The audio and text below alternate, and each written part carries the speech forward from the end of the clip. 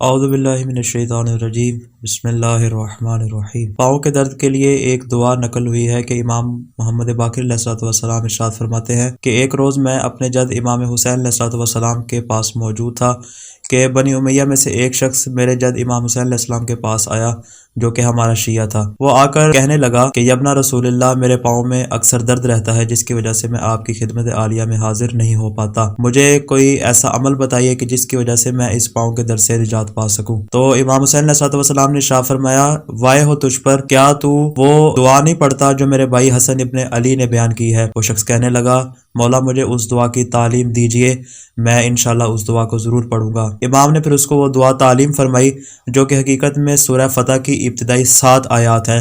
وہ شخص کہتا ہے کہ میں نے جیسے ہی یہ 7 آیات کی تلاوت کی، پاؤں کا درد مجھ سے دور ہو گیا۔ ابھی میں تھوڑی ہی دور گیا تھا کہ مجھے اس بیماری سے نجات مل گئی۔